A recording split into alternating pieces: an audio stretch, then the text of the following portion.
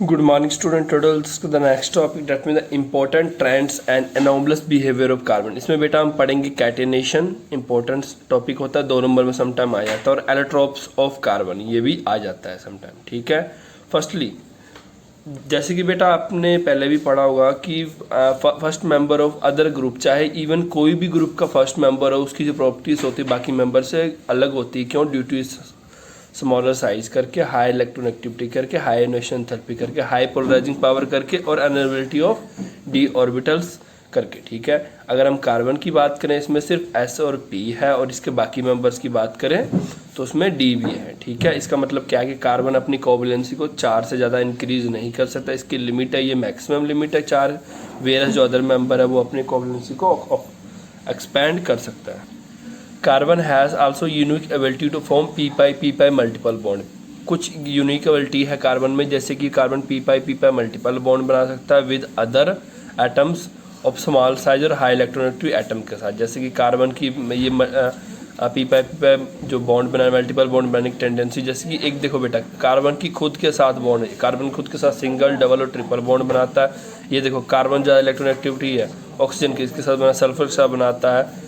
Carbon ये even कि fluorine के साथ बनाता है, नाइट्रोजन के साथ बनाता है. इसकी ये टेंडेंसी करके, क्योंकि देखो कार्बन का जो मैक्सिमम होता है 4, जो सबसे कॉमन और सबसे स्टेबल हम ऑक्सीडेशन स्टेट कह सकते हैं कार्बन की, क्योंकि इसकी जो ये खुद के साथ भी बॉन्ड बनाता है. वैसे बेटा एक है कि हम स्टेबल वर्ड तो चलो ना भी मैं कहूँ, बट एक तो ये खुद के साथ भी बॉन्ड बनाता है और एक दूसरों के साथ भी बॉन्ड बना सकता है, वो भी ईजिली. और इवन कि large number of carbon bond भी बनाए तो इनको कोई फर्क नहीं पड़ता. ठीक है.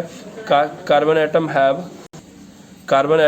Have tendency to link one another through covalent bond. याद रखना, इनके जितने भी कार्बन सिंगल बॉन्ड्स होते हैं वो कोवलेंट बॉन्ड से फॉर्म ये चैन भी बना सकते हैं और रिंग भी बना सकते हैं. ठीक है. जैसे कि एग्जांपल के लिए अगर आप पूछोगे कि सर रिंग का एग्जांपल तो ये हो गया बेंजीन. ठीक है. ये आपको पता नहीं, हर जगह पे कार्बन होता है और इसके साथ ऑक्सीजन हाइड्रोजन जुड़े होते हैं. ठीक है.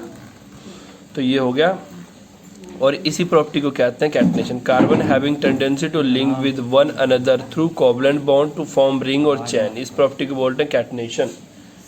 This is because carbon bond are very strong होता है. डाउन द ग्रुप जैसे जैसे साइज इंक्रीज होता है, तो मतलब जैसे जैसे हम डाउन द ग्रुप जाएंगे क्या होगा, इलेक्ट्रॉनेगेटिविटी डिक्रीज होता जाता है. आपको पता नहीं, जैसे when we move from top to bottom the electronegativity goes on decrease from, because क्यों होता है कि एवरी एक, अगर जैसे जैसे नीचे जाओगे सेल्स इंक्रीज होते हैं, न्यूक्लियस से दूरी बढ़ती जाती है, इलेक्ट्रॉनेगेटिविटी डिक्रीज होती जाती है. ठीक है. Tendency there by tendency to show catenate, और याद रखना जैसे जैसे इलेक्ट्रॉनेगेटिविटी डिक्रीज होगी कैटनेशन टेंडेंसी भी डिक्रीज होगी. This can be clearly seen कि कार्बन सबसे ज़्यादा शो करता है कैटनेशन, फिर सिलिकॉन, फिर जर्मेनियम, और अगर टिन की बात करें तो ये बराबर ही होता है. और लेड जो होता है वो कैटनेशन शो करता ही नहीं, क्योंकि सबसे नीचे होता है और सबसे इलेक्ट्रोपॉजिटिव होता है, Pb2 पॉजिटिव साइन होता है उस पर. ठीक है. एलोट्रोपिक फॉर्म्स ऑफ कार्बन, आपने 10th क्लास में भी ये सेम पढ़ा होगा, एलोट्रोपिक फॉर्म ऑफ कार्बन. मैं वैसे उधर आपको एक्सप्लेन कर देता हूँ, बट आपने ये पढ़ा हुआ है. Carbon exhibit many allotropic form both crystalline as well as amorphous. Diamond, graphite are the 2 well known crystalline form of carbon है. 1985 में इसका थर्ड फॉर्म भी ढूंढा गया, जिसे फ्लोरीन से बोलता है. और इवन इस पे ये सबसे आजकल का केमिस्ट्री का सबसे न्यू टॉपिक कह सकते हैं, जिस पे अभी खोज चल रही है. इवन जिसने इसको खोज किया था उसको नोबेल प्राइज़ भी मिला था. नोबेल प्राइज़ सबसे बड़ा प्राइज़ होता है in the field of science. Diamond, it has the crystalline latex होता है इसका. और इन डायमंड ईच कार्बन, देखो बेटा अब sp3 हाइब्रिडेशन ऐसे टर्म्स आएंगे और मैंने डायरेक्टली यूज़ करना, और आपको पता होना चाहिए हाइब्रिडेशन होता क्या है. sp3 का मतलब क्या है? इसका मतलब ये है कि अगर कार्बन है वो 4 हाइड्रोजन के साथ जुड़ा है, वो भी सिंगल बॉन्ड के साथ, और उसकी हाइब्रिडेशन क्या होगी, sp3. तो इसके बाद अगर हम बात करें, और and link with the four other carbon by using hybridization orbital in tetrahedral fashion. तो अगर डायमंड की बात करें तो इसमें क्या होता है, एक कार्बन 4 अदर कार्बन से जुड़े होते हैं. और इसमें जो एक कार्बन दूसरे कार्बन की लेंथ होती है 154 पिकोमीटर होते हैं. Structure extend in space and produce rigid. और याद रखना स्ट्रक्चर को अगर हम बनाते चले जाए तो हम ये एक्सटेंड इन स्पेस में भी इसे हम शो कर सकते हो, और ये 3 डायमेंशन स्ट्रक्चर शो करेगा. ठीक है. यानी कि तीनों एक्सिस पे एक्स वाई जेड पे। इन दिस ये देखो सेम स्ट्रक्चर आपने किया होगा 10th में और यही सेम स्ट्रक्चर आपको +1 में आ रहा है। It is very difficult to break extent of covalent bonding and therefore diamond. देखो बेटा ये काफ़ी मुश्किल होता है कि इसके बॉन्ड्स को ब्रेक करना, इसी करके डायमंड को हार्डेस्ट मटेरियल कहते हैं एज कम्पेयर टू अदर। ठीक है, it is used an a hard tools. देखो इवन आप कई सारे ऐसे टूल्स होते हैं जैसे कि जहाँ मिरर्स बनते हैं वहाँ पे जो उसकी टिप होती है मिरर कटने वाली, उस पर क्या लगा होता है, एक फॉर्म ऑफ डायमंड ही लगा होता है। ठीक है, उससे वो टिप ईजिली कट होता है।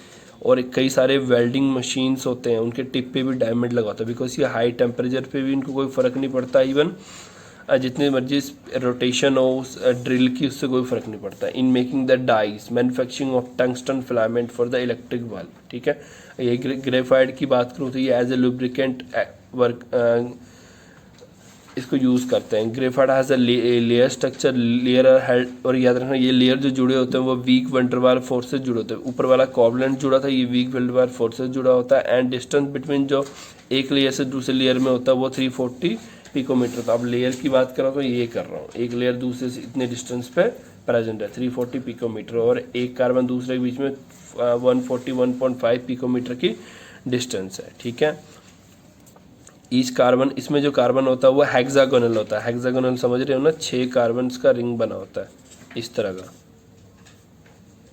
अगर हेक्सागोनल की बात करोगे तो 6 कार्बन का क्या होता है, रिंग होता है। ठीक है, हेक्सागोनली जुड़ा होता है, ये ध्यान से आप देख सकते हो, यहाँ पे भी हेक्सागोनली है ना।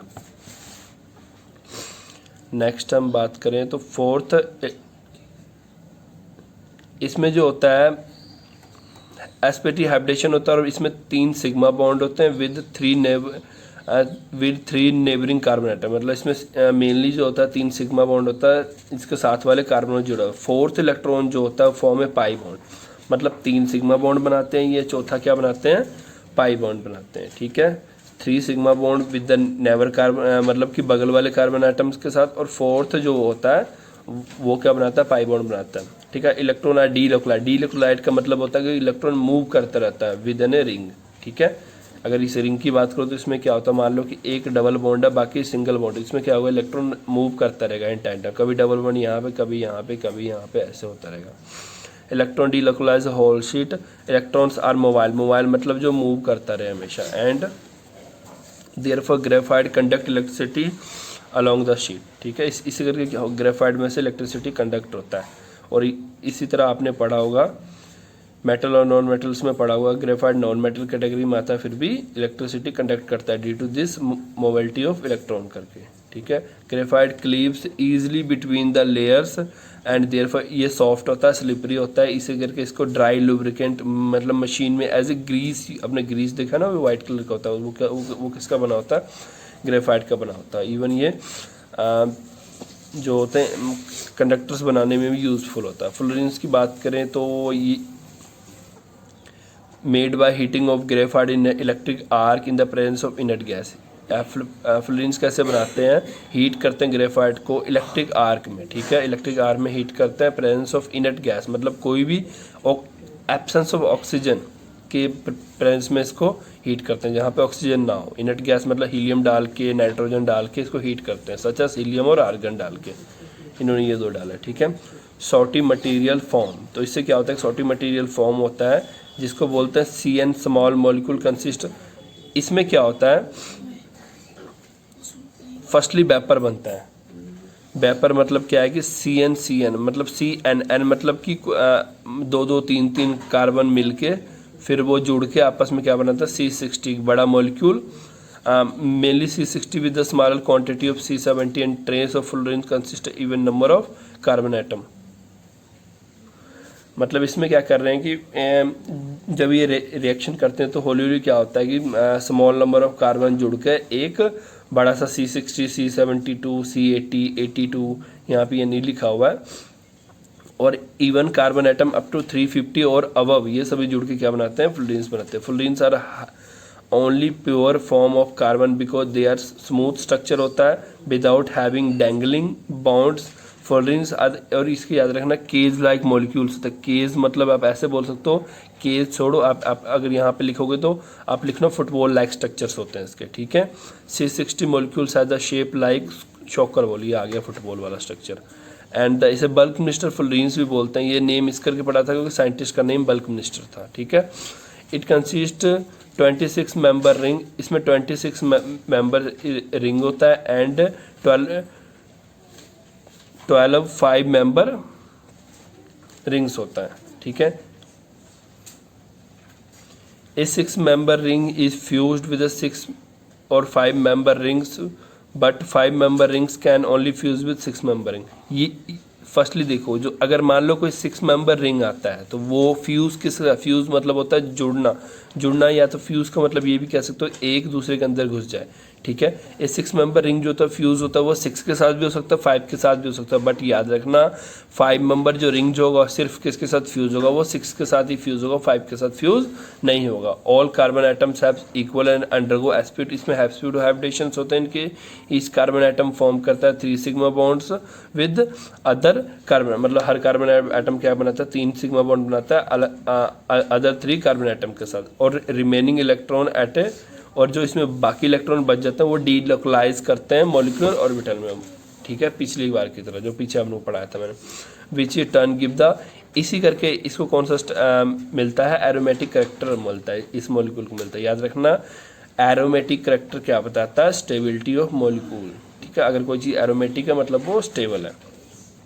बॉल शेप मॉलिक्यूल हैज 60, इसमें 60 वर्टिक्स होता है। Each one has occupied by 1 carbon atom. 60 vertices को आप ऐसे भी कह सकते हो कि 60 ऐसे प्लेसेस जहाँ पे कार्बन प्रेजेंट होता है, ठीक है। इसमें क्या होता है, 60 वर्टिक्स होता है और हर जगह पे क्या प्रेजेंट होता है, एक कार्बन प्रेजेंट होता है, ठीक है।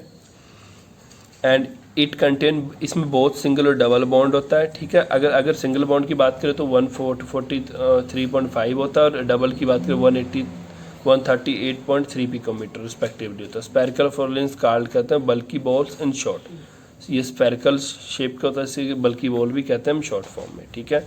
ये very difficult to now that the graphite is thermodynamically stable allotropes of carbon, therefore याद रखना कहते हैं कि it is very important to know that जो ग्रेफाइट होता है उसकी थर्मोडायनेमिकली मोस्ट स्टेबल होता है। अब ये थर्मोडायनेमिकली काइनेटिक वर्ड्स जो है हमने थर्मोडायनेमिक चैप्टर में पढ़ना है, ये आप फिजिक्स में भी पढ़ोगे और केमिस्ट्री में भी पढ़ोगे, तो वहाँ से आपको थोड़ा ज़्यादा क्लियर हो जाएगा ये मैं क्या बात कर रहा हूँ, ठीक है।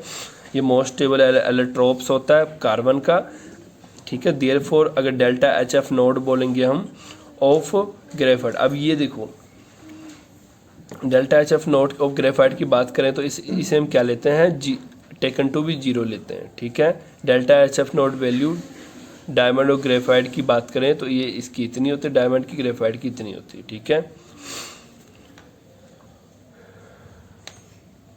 Other form of element of carbon जैसे ब्लैक, कॉक और charcoal are all impure form of graphite और फ्लोरेंस। ये भी फॉर्म्स है पर इम्प्योर फॉर्म है, इसमें कुछ ना कुछ इम्प्योरिटीज प्रेजेंट होता है। Carbon black is obtain by burning of hydrocarbon limited supply. Carbon black कैसे बनता है, burning of carbon limited supply, मतलब कि उसे पूरी तरह से पूरा ऑक्सीजन 100% ऑक्सीजन नहीं मिलता, 50 या 60% ऑक्सीजन से मिलता है, उसके सप्लाई में जलता है तो ये क्या बनता है, एयर बनता है, ठीक है। मतलब कि कार्बन ब्लैक बनता है। चारकोल और coke are obtain by heating of wood. Charcoal coal कैसे बनता है, जब हीट को हम लकड़ी को क्या करते हैं, गर्म करते हैं, ठीक है, हाई टेम्परेचर पे और एब्सेंस ऑफ एयर में, ठीक है। इसके बाद बेटा यूजेस ऑफ कार्बन आपके सिलेबस में नहीं है। Some important compounds of carbon आपके सिलेबस में नहीं है। एंड बेटा इसके साथ आपके सिलिकेट, जियोलाइट्स ये सब भी सिलेबस में नहीं है। वैसे जियोलाइट नहीं है सिलेबस में, पर बेटा बता देता हूँ मैं बिकॉज ये आगे काम आएगा। जियोलाइट क्या होता है बेटा, एल्युमिनियम एटम, इसमें क्या होता है, if zeolite atom replace few, zeolite का चलो मैं आपको थोड़ा सा यूजेस बताता हूँ। जियोलाइट को हम बोलते हैं एल्यूमिनो सिलिकेट्स, ठीक है। मतलब क्या है कि जियोलाइट्स का जो काम होता है एक्चुअली ये एक मॉलिक्यूलर सीब होता है। सीब का मतलब क्या होता है, छकनी, जो जैसे चाय छाकने वाला होता है ना, सीब बोलते हैं इंग्लिश में उसको, ठीक है। इन केमिस्ट्री में जियोलाइट को हम यूज़ करते हैं as a molecular sieve. Sieve मतलब क्या होता है कि इसको एज ए फिल्टर की तरह हम यूज़ कर सकते हैं, मतलब आप ऐसे कह सकते हो। और इवन जियोलाइट्स का जो काम होता है, जो हाइड्रोजन के स्टोरेज के लिए भी जियोलाइट हम यूज़ कर सकते हैं, क्योंकि ये कुछ खास चीज़ों को अपने में से पास होने देता है, बाकियों को अपने अंदर होल्ड करके रखता है। ठीक है बेटा। तो और इवन इसको कहाँ यूज़ करते हैं, अल्कोहल को डायरेक्टली कन्वर्ट करने में, किसमें, गैसोलीन में। ठीक है। और वाटर को भी सॉफ्ट करने में यूज़ करते हैं, देख लो, हार्ड वाटर को सॉफ्ट, क्योंकि देखो ये बाकी चीज़ों को अपने अंदर रोक लेता है, सिर्फ प्योर वाटर को बाहर निकलने देता है। ठीक है। तो इसी के साथ आपका ये चैप्टर फिनिश होता है। Thank you for today.